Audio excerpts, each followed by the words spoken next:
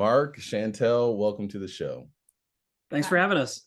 You are quite welcome. It's great to see you both again. The three of us and Nikki, obviously, we go way back, going back to when we all worshiped together in Columbia, Missouri. So it's always great to see you guys, and it's always great to spend time with you. So how's the family? How's life treating you? It's going well. Yeah, I think so. I mean, we just finished up our school year and Nice. started our summer break. So I don't know. It's just kind of like now is it's our fun learning. Yeah, yeah. No, I love that. Yeah, with being homeschooled, that goes a long way with being able to set your own calendar and things like that. So, well, that's great.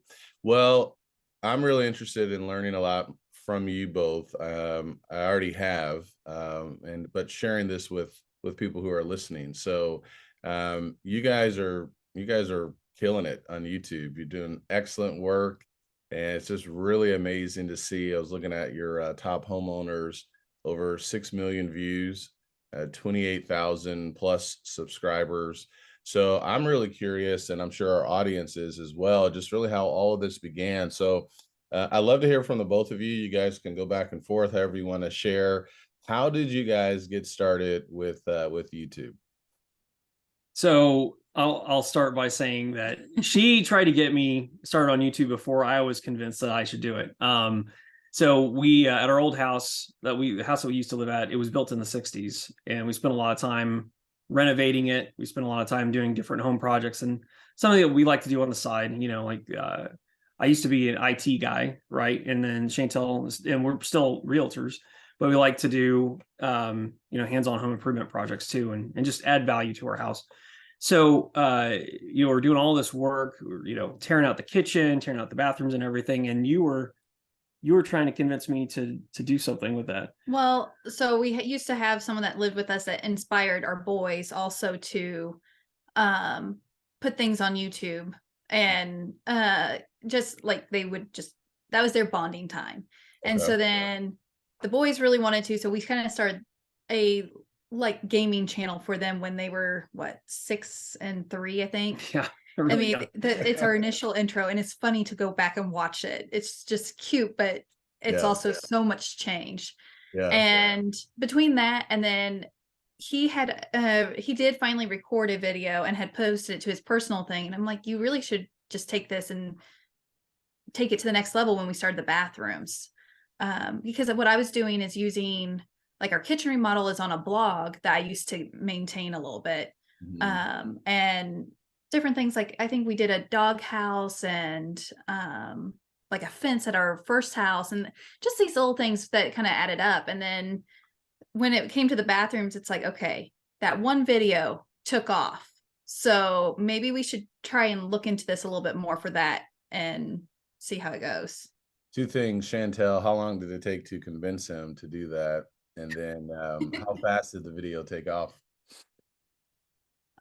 Well, it took probably, 3 years from our kitchen remodel, which was right before he moved in, to because I think Top Homeowner took off in 2018. It's when when we first started that channel. Yeah. That video, though, on his personal side took off almost right away. Like, it was a surprise. I don't think we even checked it. And then all of a sudden, within 3 months, it's like. Yeah. And it was one of those things too that, she had been talking to me, trying to convince me to record the stuff that we're doing and everything. And I came into this issue with the kitchen where we're putting the new cabinets in place. And when you put new cabinets in place, you're supposed to base everything off of the corner cabinet, right? So it's kind of like the cornerstone for your base cabinets. Yeah. Well, the cabinet that we purchased, which is very common, it's just a face frame. So you just have the nice fancy part on the front, and then the backside, it's a Lazy Susan cabinet. So the backside is just a tube. It's just literally like a cardboard tube. And so you put it in the corner, and what does it want to do? It doesn't want to sit square. It falls over, right? Because there's nothing holding it. You need the other cabinets to support it. So what I ended up jerry rigging something to help make it square in the corner, so I can do what everybody talks about, which is starting in the corner and basing everything from that. So I got that all set up. Couldn't find anything online. Couldn't find any information on this, setting up this cabinet on YouTube anywhere. Like, there was no information. So I jerry rigged this thing, and then I was like, you know what? I probably should make this a video. Let me record it.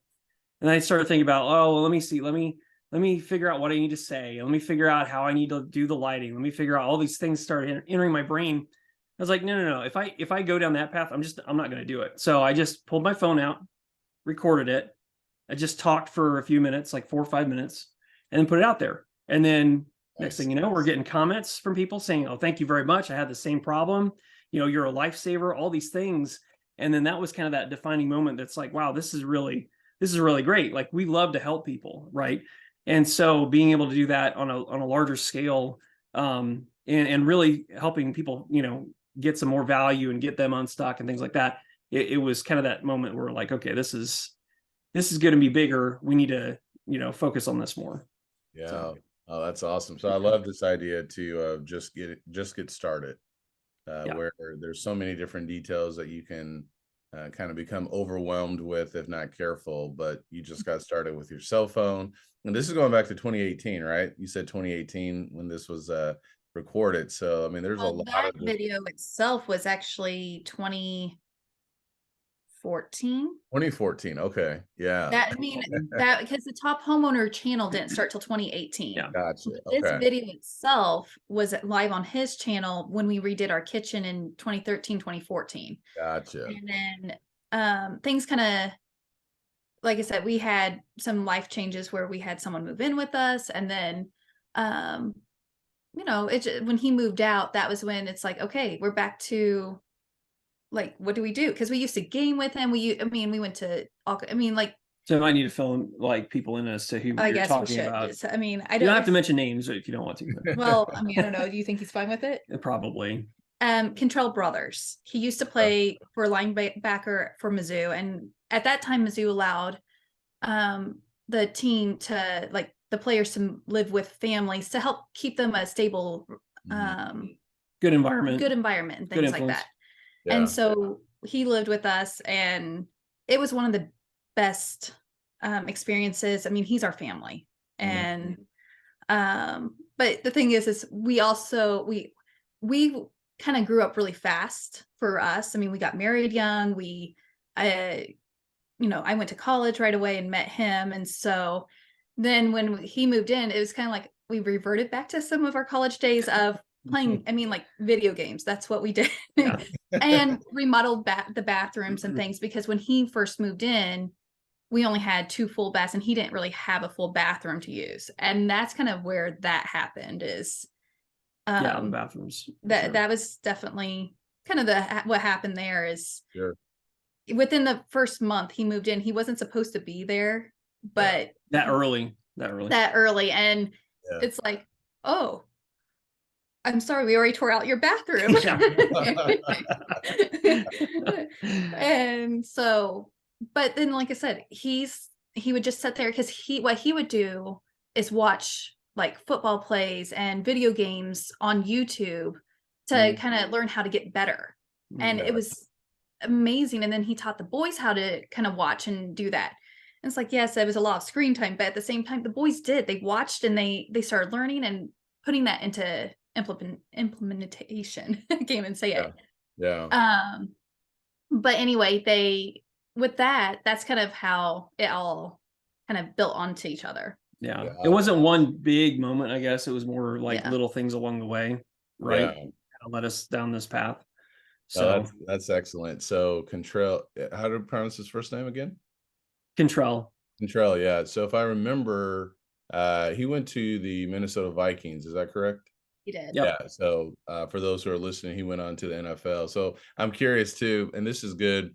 The idea of just getting started. Sometimes people want to lay out this whole plan of, okay, I'm going to do these 5 or 6 steps, but you guys are just kind of naturally going into this. This is a couple of years before you start your main channel or your biggest channel that you have right now. I'm curious too. What were some of the big video games you guys played? Are you guys Dragons? What was big time back then for you guys? League of Legends. League of Legends. Okay. Yeah. That was a huge time sink. Yeah. I mean, and that's what we realized is, and why we kind of, it's like, okay, we got to get off these. I mean, we still played it. And when he would come back to visit or something, we would re-download it. But for the most part, we realized we were spending too much time there and not enough time really. Right. I mean, like our boys would play with us, but Mhm. it's just one of those, you got to set boundaries. Yeah, that's definitely, don't ever start that game. If you're looking to have balance in your life, don't ever start that game, because it's really, it's one of those games where it's like real life sports where you've got to stay up to date on your skill level. Like it's just, it's hardcore competition. I mean, it's one of the big esports games too. So yeah, it's highly competitive. It always changes. Yeah, so it's either all or nothing with that, and it's nothing for us now. So. Now it's Minecraft. Now it's Well, Minecraft. on occasion, Yeah. on occasion with You the got to boys. clarify that, right? Yeah, Right. yeah. So fast forward then a couple of years. This started out 2013, 2014 with remodeling. Now it's 2017, 2018. When did you decide to create Top Homeowners? What were some of those initial challenges, if any, as you got started with that? I think, well, I mean, there's been a lot of challenges along the way. I think when we first started the channel, it was just a big product of figuring out what are we going to talk about, right? What topics are we going to talk about? It's one thing when you go from, one video that, you knew you had a problem with and you just decided to film, to how can you actually turn this into more videos, more of a series, more of a thing that, people are actually going to, pay attention to. And I won't say that we've got it completely figured out yet, because it's always a learning process, but just getting that initial idea started, those initial video ideas going, and then sticking to more of a schedule. Like in the beginning, we started publishing a video every 2 weeks was the schedule that we ended up sticking with, at least on the home improvement channel. And then since then we increased it to once a week. And then last year, probably 6 months of last year, we increased it to 3 videos a week on Top Homeowner. And since then we scaled it back again. So we're going back to the one a week schedule, partly because we're trying to do other things other than just home improvement. And the other reason is, there is a lot of content that we could talk about in the home improvement space, but at the same time, if you're doing things like project videos with home improvement or things like that, there's a lot of expense that can be involved up front, with doing that kind of stuff, as well as time. So if you're filming a big project video, that could take a lot of time to put everything together, orchestrate it, film it, and everything. Like, for example, we replaced a stone on the front of our house last year because it was a $40,000 project that we got bid to us. That it was because the stone was falling off the front of our house, right? It was installed improperly, 12, 13, 14 years ago, whenever the house was built. And so insurance wouldn't pay for it, right? Because it wasn't an event. It was just improperly installed. So we had to pay for it. And so what we ended up doing is we ended up doing it ourselves. And we took a $40,000 expense and we reduced it to about $8,000 or $9,000. Yeah. But we had the time invested in it too, right? So we ended up recording everything as we went, but I'm still trying to put together all that footage because it's a lot of all the steps that we went through, all the different things, and making it a video to where it's easy to follow and understand what the process is. So something like that, one of those big videos, it takes a while to execute on. So sticking to a schedule of once a week or even 3 videos a week is really difficult when you're doing those bigger videos. Some people are just fine with it. Some people like us, it's just a lot, right? So trying to find that balance. We're learning as we go. And on top of that, I mean, not even just thinking about the big projects. Let's just say, building like a little playhouse for our kid.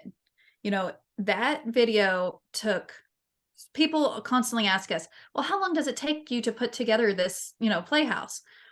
I'm like, well, the problem is we're recording it. So we're having to actually stop, redo it, maybe make sure the angles are right, or, just like we're having to really plan out every little step. So what really is supposed to be maybe a 4-hour project turns into like 2 days at least. Yeah. I mean, That's and what I so was curious about, like, as you're making this, with timing and editing. So thank you for sharing that. That's really fascinating. So something that could be done really, really fast. It certainly changes if you have to go back and record. I'm curious too. A couple of questions just arose just when you guys were sharing this. you said every 2 weeks with your schedule, you went from every 2 weeks to once a week to 3 times a week. What was the rationale behind that? Was that due to the algorithm? Was that, hey, we just want to get more content out to build the audience? Was that we're just super excited and we just want to keep going? You know, what was that? What was the thought process behind that? Yeah, that's a great question. So the thought process is really just getting more content out there. So building up our content library, because what we've taken for the most part has been more of a search-based approach to YouTube, which in order to have things for people to find, you have to have stuff out there, right? So the thought process was the more we have out there, the easier it's going to be for people to find the channel. And also the more likely we're going to have a hit again, you know, in terms of a video that takes off. Because I really look at YouTube as kind of this, I use the baseball analogy a lot with YouTube, because you might have perfect conditions, you might know how to hit a home run, right? But it doesn't mean that every time you go up to bat, you're going to hit the home run. You might strike out, you might get on first base, you might get to third. It just depends, right? But you've got to, the more times you can get up to bat, the better your chances are, and the more you're going to improve along the way. So sometimes, you know, we spend a lot of time putting together a video and it just doesn't work out for whatever reason. And there's things that you can learn as you do that, right? You might say, oh, well, I can see based off the analytics, people stopped watching here, or people aren't clicking on the video to watch it. You know, so all those are indicators as to what you can do to maybe make it improve. Either that video, maybe you can make some changes to it, or future videos, right? Learn from what you've done. And at the same time, you might just have a video that people just really aren't interested in. You know, you might put something out that it just doesn't resonate with people for whatever reason, and you'll never figure out why. It is what it is. So the more times you can put your content out there, in my opinion, the better when it comes to a search-based strategy. Well, and on top of that, sometimes some videos will take off. You put it out there and it's a dud, but then 6 months later, Not too. It just all of a sudden takes off. Yeah. Or for instance, on our adventure channel, we'll notice that it's a seasonal. So we'll put out do fall activities, for instance. We'll be doing all those fall activities. Well, while we're doing it, yeah, they may kind of have a little boost.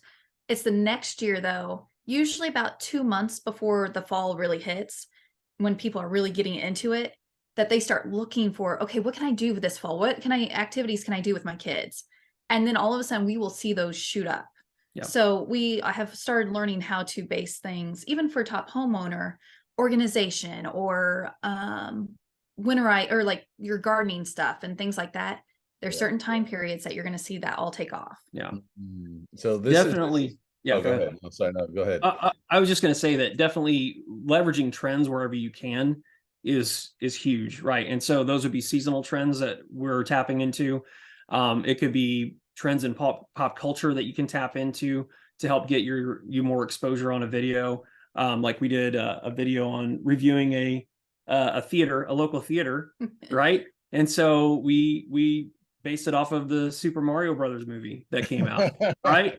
So we're reviewing. You got to tell me more about that. How did this review of the theater? How did you base it? Are you saying you did the review when you went to the movie to see Mario Brothers? Tell me about that. I'm curious. Basically, what it was is that the boys have been dying to go to Super Mario Brothers movie, and you know, it's like, okay, what level package do you go with? Do you do IMAX? Do you do just the regular? Do you do the reclined and heated seats, or do you do the 4D, which is the moving chairs and the air and all that kind of stuff? Well, we decided to go ahead and do that one, and we did matinee, so then we could leverage the expense too. But yeah, I mean, we just went in and we surprised the boys with it and said, okay, this is what we're doing today. And go in, and we didn't show anything except for the poster of the Mario Brothers and talk about the movie. I mean, like very vaguely, but just like we're going to it, and then their reactions to the experience about it. I mean, because of course we didn't want to record anything in the theater necessarily. We didn't record the movie. That wasn't the strategy. But at the same time, the reactions to the chairs moving, or just different scenes kind of thing. I'm trying to think. The experience of going in, what the theater looks like, buying the refreshments, that kind of stuff. So, So it was the overall experience. Right. It wasn't even about the actual theater as much as that particular room that we went into, the 4D. And that one we posted, I mean, that we did that the week that Mario came out, which was what, April 6th, I think. And we decided to go ahead and just push through and post that same day. And which is a difficult thing typically to do, is to record and publish all in one time. Especially when you squeeze a movie in. Yeah. Yeah. And but anyway, we came back and got that, and it's up to over 700 views in the last, and for a smaller channel, because this channel is only about 1,500 subscribers. Yeah. But at the same time, we had, I'd love 1,500 subscribers. well, That's yeah. pretty legit. But at the same time, the theater actually has reached out to us and things like that, Really? and thanking us for what we did. So I mean, it's kind of like, it's not like we're looking for a whole lot. But it's nice to see those recognitions there. Yeah. That's really cool. And just to clarify, because I know we switched channels, right? Because we have multiple channels. So that's not, just to make sure everybody's clear, that's not our home improvement channel. We didn't do the Mario movie on the home improvement channel. that was for our family channel. So where we talk about different adventures and activities that we can have, or we can do as a family. And the slogan for that channel is connecting offline, right? So that way, people can build stronger bonds, with each other, that's going to last a lifetime, versus just spending all of your time on the internet or on games, right? Like it's so easy to do. Like Minecraft or something like that, right? Yeah. So this is fascinating. So I'm taking some notes. That's what I'm doing. I'm looking down here and looking at some of my notes too. So just through 20 minutes or so, I'm seeing a strategy here. Just get started. Figure out what you're going to talk about. Figure out your schedule. Produce a lot of content to get it out there. Be patient. Know the trends. And then what you just said, be specific. So you don't put Mario Brothers on Top Homeowners. You put it on a unique channel. And I think that's something important too. One of my challenges has been, at times I want to talk about everything, so I'll just post stuff on my one channel. But you're saying there's a benefit, and really, I guess, even value for people who are going to follow you, just to keep that content streamlined for each channel. Is that correct? Yeah, you really have to keep the audience in mind. Like, who are you attracting with your channel? Like, who do you want to talk to? So like for home improvement, it's people that own homes, right? And you can have a wide range of age range and demographics with that. They may have kids, they may not, right? So it just kind of depends. With the family channel, you think about more of like home or family type activities, right? So things that families would be interested in, like different hotels that we stay at, different restaurants that they might want to eat at, things like that. And so, yeah, you definitely want to have that separation, because you don't want to have, like, on the home improvement channel, for example, going back to that, see if I started doing videos on car repair, right? It doesn't really quite fit. I mean, it's a person that likes to do their own stuff, like the handyman type activities, or making their home better for, in whatever way, but they may or may not be interested in car repair, right? It tends to be like, what I've seen is, I tend to see people that like doing home improvement work and people that like doing car repair work.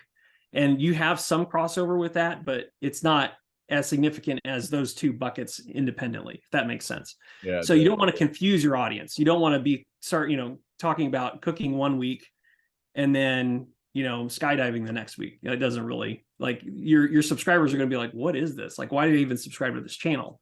Mm-hmm. Right. So you want to try and make that as clear as possible, or at least have the connections in place to where you understand, yes, it's maybe a little bit outside the norm, but it does still relate. So like maybe, for example, if we wanted to do a take on the Super Mario movie on the home improvement channel, we might do something like how to remake your kid's bedroom into Super Mario theme or whatever. Or make your own theater. Make your own theater. Yeah, exactly. Why spend money going to the theater to see Super Mario Brothers when you could just have your own better experience at home? And this is how you would put that together, that kind of thing. So figuring out the different angles of leveraging those trends, and then how it relates to the audience that you're trying to reach.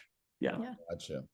It's just that underlying theme. So again, back to like adventures wise, we what we do is, on Friday nights, we actually do lives. So And that is a little outside of our norm, because our norm is literally hotels, parks, or activities outside the house kind of thing.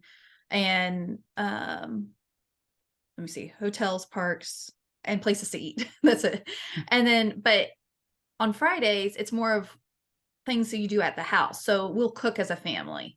We'll play games. Like we'll have the viewers suggest games that they want to see us play, like charades or Pictionary and things like that. And then we also get the people that are currently watching, they play and they talk to us the whole time too. So it's a kind of fun, because then they actually, when you're producing videos, we try and keep all our normal personalities in there, but it's a polished thing. It's, you're not going to see me yelling at my kid necessarily on there. Live, unfortunately, you're going to see that sometimes. Poking, like, stop. Like, I'm back down. on, I'm down. Yeah. The Let's red not button is on. We're live. Yeah. So it adds that real element back in. That's Yeah. what you're saying. And I do think, I'm glad you said that, because I do think that's another really important key that I think people are looking for now more than ever, which is that authenticity, right? They want to connect to someone that's real. Of course, when you put together videos and stuff, you have to be, more refined. You have to actually have a plan. You have to know what you're talking about. But those elements, those moments of,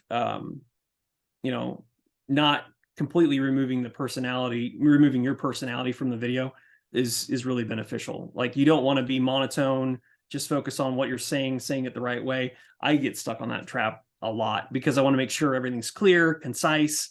Gotcha. And then what happens is you remove your personality from the video, and then that tends to hurt you too. So if you're doing things like relying on teleprompters or things like that for like a complete script, it's really easy to pull your personality out of that video. And so I'll balance. Sometimes I'll use a teleprompter depending on the subject. If it's a really in-depth subject that there's a lot of moving parts to it, I'll go ahead and use a teleprompter. But then trying to be consciously aware of making sure all my personality isn't completely removed from that. It's a skill. It's like, it's one of those things, the more you do it, the better you get at it, but it's definitely a trap. Well, and we included bloopers too sometimes. Like, for instance, the toilet seat, we replaced the toilet seat, and it includes batteries that because the toilet seat lights up at night, right? So you can see, and yeah, so it includes batteries. And when he was doing it, he didn't read the instructions all the way, apparently, or something. There was something that happened, but anyway, the batteries ended up in the toilet. I dropped one in the toilet. I was like, oh. And so we left that in there. And but those are the videos that usually are the most commented on, because people actually feel that connection. It's like, I'm glad you did that, because it helped me not do it. Or I watched it, I did it, and I'm like, I should have listened to him. Yeah. Or what are you thinking? Like, then you have the comments of people that are like, oh, well, you're just dumb. Why would you ever do that? Which you'll get that. You'll get people that just like to troll you and say things. But keep in mind, the more comments you get on a video, the more signals you show that shows YouTube that it's good or bad comments. The algorithm doesn't care. So the more signals it has, the more it's going to promote your video to more people to watch it. It's just a mental thing. And so you have to, like, we had some horrible comments on one of our videos on Top Homeowner, like threats. Bad. Yeah. Right. And with that time, I was like, I'm done. I don't want to do this anymore. He's like, no, let's push through and just see what happens. And we will actually flip flop. So it's kind of good that we have each other to balance out on this, because that's one of my fears, is all the negative comments and all that. But at the same time, I'm like, okay, while there are negativity going on, there's also the people that are coming to your defense. Or, you're, no matter what you do in life, you're always going to have the people that disagree with what you're doing. Homeschooling, for instance, there's people who are like, I could never do that or whatever. And then there's the others that, might be more extreme on the other side. And it's just like, you have to do you. And figure out what's the best. Yeah, no, this is great. And I appreciate you guys bringing that up. I think those are thoughts and concerns that a lot of people have. I wrote down the word perfection, and you guys were touching on that as well. I think I do think there is that danger, whether it's the teleprompter or editing. So there's no mistakes. Everything is just perfectly polished. A lot of times people can struggle with that. So I appreciate you sharing that, the two of you sharing that kind of, how do you balance that out? So there is a benefit of working with someone, whether it's your spouse or business partner, maybe, or something like that, to kind of give you some perspective. And thank you for that with the comments too, because sometimes people may wonder, should I turn the comments off? But you're saying no, the more comments you get, good or bad, it's just going to help the content to be found even faster and to get out there more. Yep, Now, absolutely. with our family channel, we have the comments on there. I also have it where it's held in review. So therefore, my Gotcha. kids are not going to see any of that. Gotcha. I will see it. Now, will they have those hate comments? Probably. I mean, we haven't had anything detrimental yet. But it gives me a talking point with them. And this is why we don't allow them on social media yet. Because I want to protect them, but I also want them to be realistic in what they're going to experience in life too. But they don't need that in their face every day. Yeah. Chantel, I want to ask you, when did you know then, going back to Top Homeowners, that you two were onto something big? When did it finally, the light bulb go off saying, oh no, we got to keep going with this? I don't know. I mean, it kind of runs all together. Like he's sometimes is the one that jumps tracks a little bit. And I'm the one that wants to see things through. So, like for instance, so our adventures with C3 channel, the boys had stopped it. It was actually that was actually the original gaming channel. And so in early 2017, they said, you know what, we're tired of posting. I think we were posting at least once a week, maybe a couple times a week, because it was them just gaming, but they were tired of it. And I listened to them. I'm like, okay, we're not pushing it. We're not going to do it anymore. And so if the kids don't want to be on video or something, we don't force it necessarily either. We'll try and encourage, if we can tell it's more of just being shy, but we won't force them to say something or anything like that. It's more of the family activity. Is we want to, even if they're scared, it's like, okay, let's try and push through this, the fear of heights or something. But it was, I don't know, it's just one of those things of you just kind of roll with it, because then when it stopped in 2020, when we moved here to Kansas City, that's when I'm like, okay, they were actually asking to start it again. And I'm like, okay, let's maybe not do gaming, because at that time he was living in Colombia, I was living here, just because of work situations. And then I'm like, I can't do this all on my own.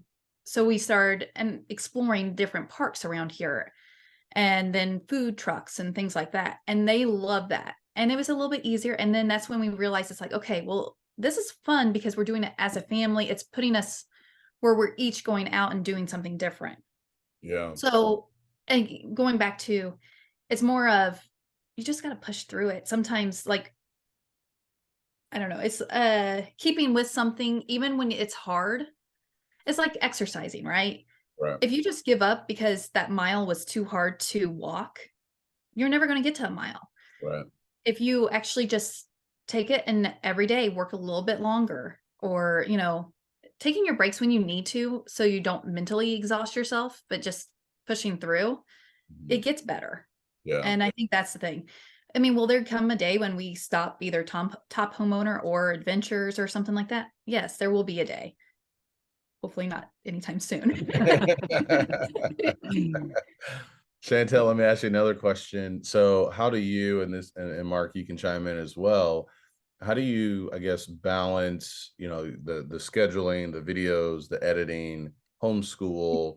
What does that look like for you? Do you have certain boundaries, like, okay, on Saturdays and Sundays, we're going to not do any editing or work, or one day in the week? What does that look like? And if not, then, is it just, this has just become so routine and you're so excited about it? There's just something happening all the time. How do you find that balance? Because I think, like with the kids, a lot of people feel that as well. Like, I'm kind of tired of it. I don't want to keep doing it, but then they come back. So maybe it was just they needed a little bit of a break. Your thoughts on that?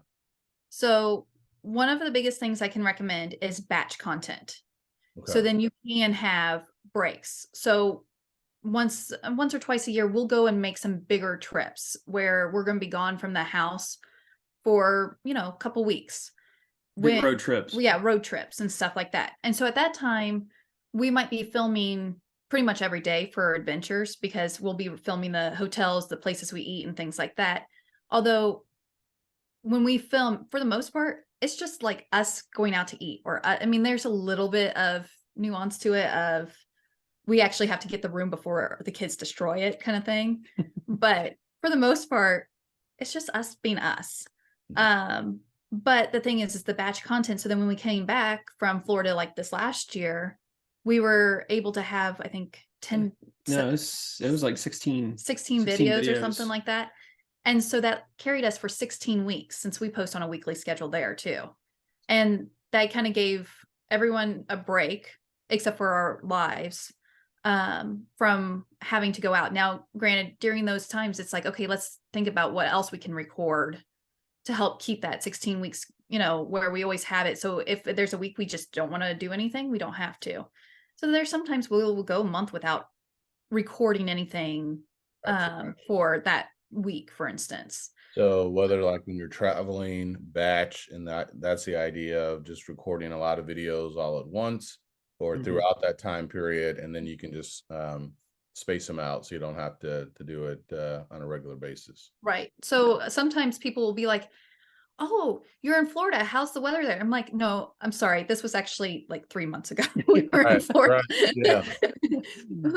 So it sometimes surprises my brother or someone that will all of a sudden be like, hey, I didn't realize you were in Florida right now. I'm like, no, I promise I'll give you the heads up if we really are. Yeah. Even for Top Homeowner, we batch content too. Yeah. We try, I mean, like, and this is where we kind of have a little bit of a difference in scheduling and stuff like that, because I am definitely more of the scheduler, but we try and do block scheduling.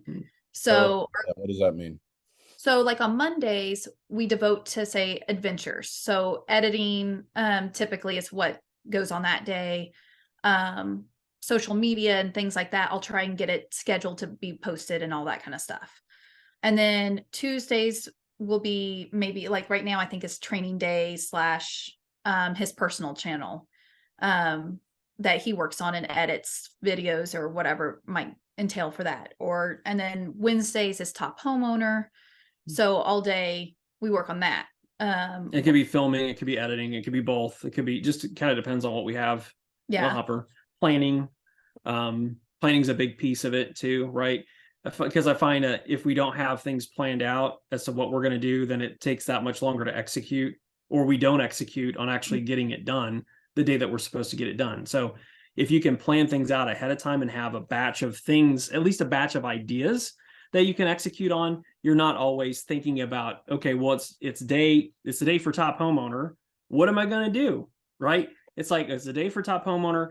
This is the topic. This is my maybe even outline of what I'm going to say, or even my script, depending. And then that way you can start executing on recording and then editing and then just getting it out there. So there is structure to it, but it's also flexible, right? The way we've got it set up to where if we have something come up during the week, if we have to go, do like a braces consultation or something like that, we can go and do that. Because we have that flexibility built into our day. And that's something else that I think is really great. So we'll work on stuff throughout the day. Like we don't have set start, stop times. We don't have, that kind of a thing. It's more flexible as to, what we're actually executing on for that day. It doesn't have to be before noon. It doesn't have to be at 2:00. We kind of try and time frame those things, but we have a lot of flexibility there. And it's a lot of times I'll find myself working, or we'll find ourselves working late into the evening on different things. Because in a lot of ways, it doesn't really feel like work. You know what I mean? It's things that need to get done. And so we just work on it. Now, I mean, we still take, like, for instance, we have designated nights where we spend with each child. So like Monday nights is our youngest, and where he'll just take that time for an hour to play video games or sit there and talk and see, I mean, whatever might be needed. And then I'll take the other two and do like other things with them. And that way they're each also making sure we're spending that time with them. And during the school year, typically we get our schoolwork done. It's between 8 and noon. And I let the boys work ahead if they want to work ahead. I mean, I have a planner with them where it's like, okay, here's everything you need to do. Whatever you want to work on, I mean, whatever is on that list for that day has to be done. So that sometimes they'll finish their school week within 3 days. And then sometimes, it does take 5, maybe sometimes they do work into the weekend. And we leave our Thursdays, Fridays usually very flexible of, meetings or whatever might need it, or refill days of, well, we didn't get everything we wanted done for top homeowner, so let's work on some of that for today, kind of thing. Or planning out for the next week or whatever. Yeah. So try to build in a lot of flexibility there. But yeah, definitely scheduling the time with each of the kids we felt was important. That was her idea. And it's been great, because then we're not, working so much that we're forgetting to spend time with the kids. Not that we do that necessarily, but having that dedicated time to where we're focused on one kid specifically at a time. And then Friday nights, now it's our live night for our channel. It used to be our family night where we get together and do a movie or games or whatever, just mainly movie night. But now we've shifted that. It's not that we're not doing that, but we changed it to Saturday night. So we're still spending time as a family on Friday night doing like the cooking or the games or whatever. But since it's also with YouTube, we all have made it where we'll do a movie night on Saturdays where it's just us chilling on the couch and just doing, like eating snacks and stuff. Healthy snacks. That's our maybe sometimes weekends is our nights or days to splurge. Yeah. So we try to implement that. People who are listening to this then probably come to the conclusion then that this is your full-time job. Is that correct? Yes, it is. It is correct. Yes. How long did it take for you guys to make this shift where YouTube and I guess the affiliates and marketing or commercials and sponsors, are able to make this as your full-time job? Yeah, so that's a great question. It's definitely been a process. I quit working at the university back in, or where I used to work back in 2021. Yeah, 2021. 2021. Right, that's what I meant. What she said. 2021. And so since then we had some savings and things built up, and so that kind of helped us float between building up our revenue with YouTube into, having it cover our full-time income. Not recommending that everybody does that by any means. But for me, the space that I was in, it was just hard for me to have enough mental capacity to balance what we needed to have happen with YouTube and this business compared to what I was doing for a full-time job. So I didn't have the headspace to have everything, to sort through everything. So that we made a decision to pull the trigger and go all in on YouTube. But really, I think, as far as, having enough money to where we feel comfortable with everything, that we know we've got everything covered and all that really happened this year. So that happened right around January. And it's been pretty good since then. There's always going to be ebbs and flows in terms of like, you're going to have good months and bad months. And the focus now is getting our bad months to be, as good or not better than what we had previously, with the career that I was in. Yeah. So there's always going to be that, but there's a lot of things that we haven't executed on, a lot of opportunities that are available to us. I'm getting more into coaching. Like I want to help teach people about YouTube. I've got a lot of ideas that I could execute on with course content, things. I love helping people. As you can tell, we love to help people. And so the coaching and courses is just kind of a natural extension to that, because I do think that there's a huge opportunity when it comes to YouTube and just online business in general, that people aren't tapping into, because maybe it feels like, they can't do it, or it feels like there's too much to do. I mean, we had a lofty goal of replacing 100% of our income with YouTube, which getting from a 9-to-5 job to that is a pretty big jump, it seems like. Yeah. But if you're wanting to do YouTube and then just make a little bit of money on the side, not necessarily a full-time income, you don't have to have millions of subscribers in order to do that, right? Clearly, I mean, we're making a living off of, 25, 30,000 subscribers total. So you don't have to have millions of subscribers just to make some extra money. But not everybody knows what to do. They don't know how to do it. They don't know what the steps are. And so I'm really trying to help people kind of get started with that and just really bridge that gap. Tell us about the coaching program and what that looks like, how people can find you if they were interested in that, because I think that answers some of the other questions that I had as well, like someone who's getting started. So I know a couple of things because you and I have had mastermind sessions, the two of us, and we kind of coach each other. One, don't delete your YouTube channel after you get started. Whatever you do, don't delete it, because then you have to start all over again. So I know that's true. But tell us a little bit more about, what that looks like, getting started and the coaching and all of that. Sure. So I've got basically what I'm doing right now is I'm just kind of in discovery mode as to what people are needing. I'm really looking at helping people. I've kind of got two ideas. I can help people that haven't done YouTube at all. And then I can also help people that maybe have a YouTube channel that they don't have enough traction with it yet, that they're not quite sure what they need to do to get it to that next level. And so really what I'm trying to do is focus more on the coaching side of those people that have YouTube already. They kind of know the nuts and bolts of, how to execute on things, but maybe they're having some trouble getting those different pieces put together in terms of, maybe hitting those revenue goals or getting their channel to the point that they want it to be. So with the coaching side, basically right now, what I have is I've got a scheduler. You can find it on my website. If you go to beallsolutions.com, it's BEALL solutions.com. I don't have, anyway, so that's because that's my name. So if you go to that, there will be a link on there where you can book a discovery call with me, and we can kind of talk about goals and things that you might be struggling with or you might need help with. And it's really just there just to help people, right? Because everybody needs a little bit of help. And so I'm happy to do that. As much as I have availability for and capacity for, I'm glad to do that. The other thing is, though, for people that are just getting started with YouTube, maybe you have a channel that you really don't have any content on it, or maybe you're thinking about starting a YouTube channel, but you don't know what to do. I have a course that's out on that. And if you go to startyoutubenow.com, you can go and check that course out. I've got a lot of content in there. It kind of tells you the basics of how YouTube works, and it goes through a lot of the nuts and bolts too of how you get your channel set up, how you get your art designed, how you do basics of like recording and editing and publishing your videos. So basically it's everything that you need in order to get your channel set up, from no channel to getting your very first video published. So if you go to startyoutubenow.com, that'll get you to that point. So those are my two avenues right now. I was thinking about having a cooler name for the discovery call with me. I just don't right now.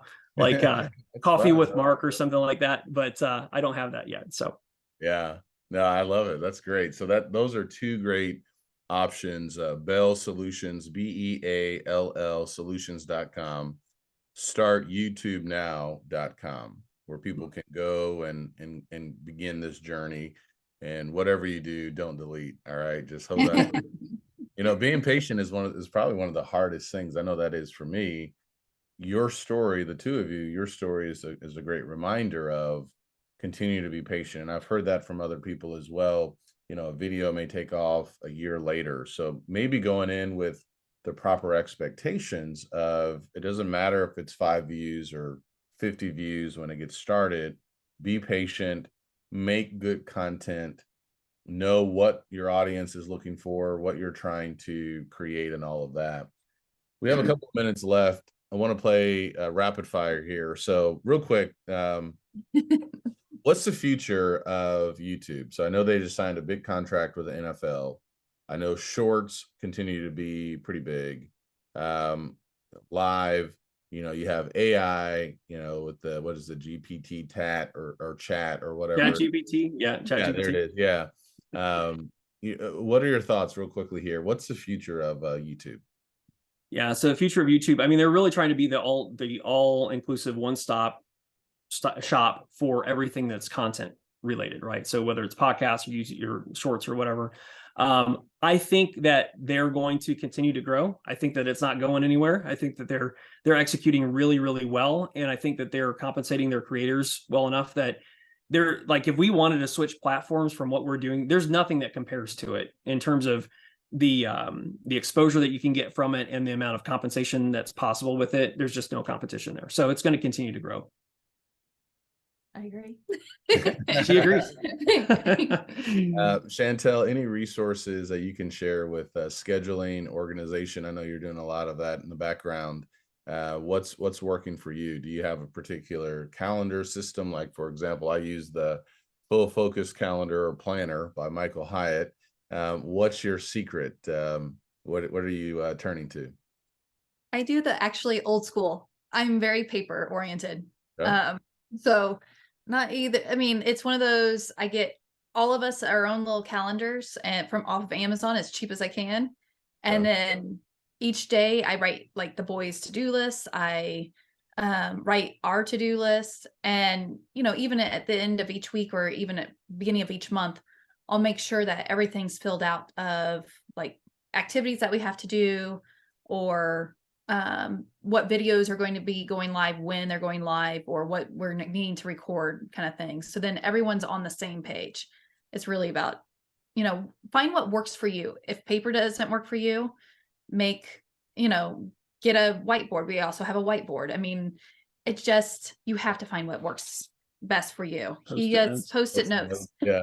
Yeah. I mean, he uses his iPad. But we do find that for some reason, it's just that mental actually writing it down and like striking it out when it's done and things like that. That seems to work best for us. Yeah. Mark, can you have too many YouTube channels? Yes, you can. What's the limit?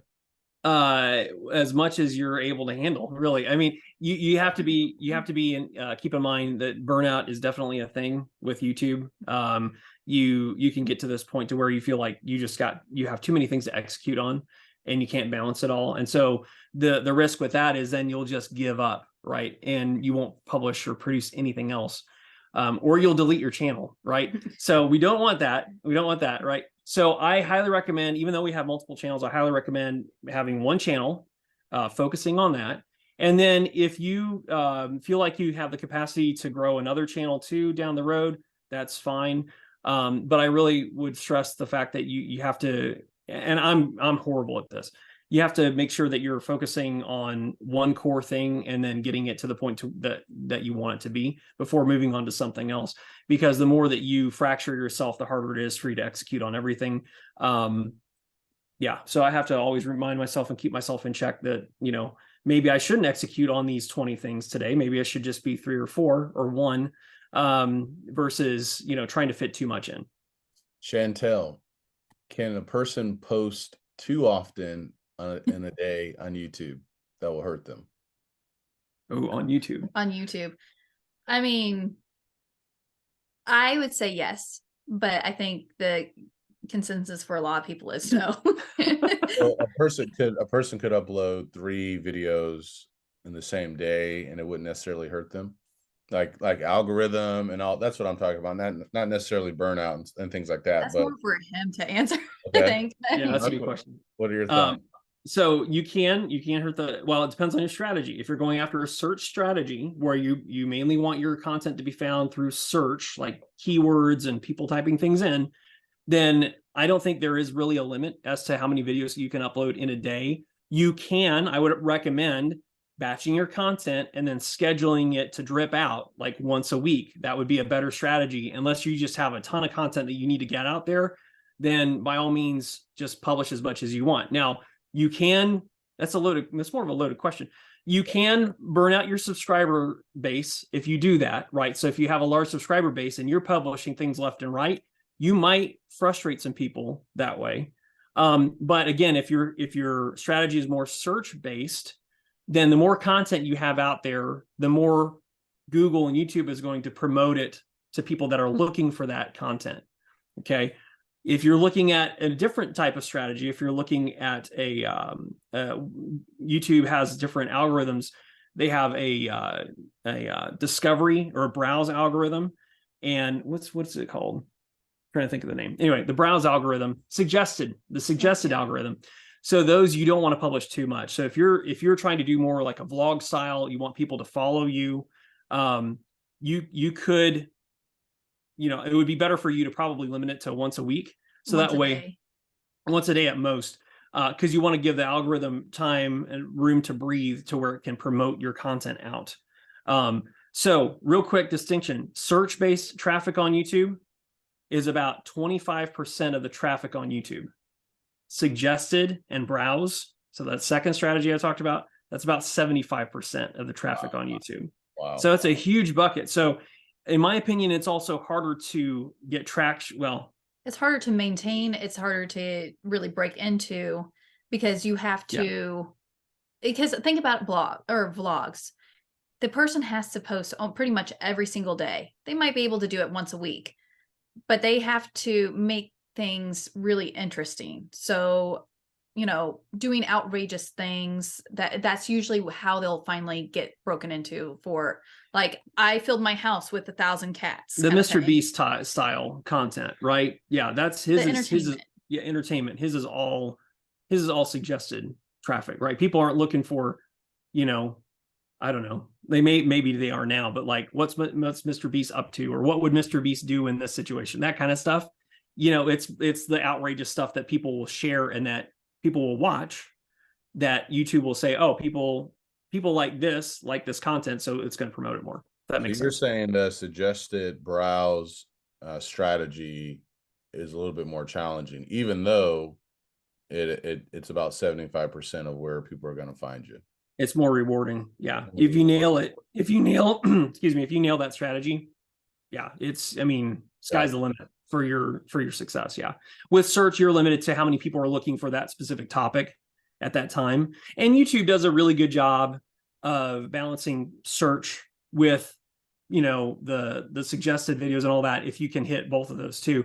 I've had videos, I don't want to make it sound like it's an either or, but you do need to pick a strategy. Like, what are you really going to be targeting on this? Is it going to be more search-based, or is it going to be more discovery-based?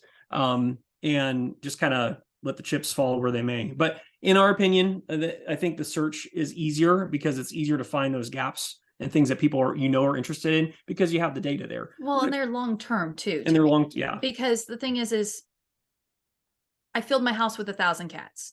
Or is someone actually going to be searching for that?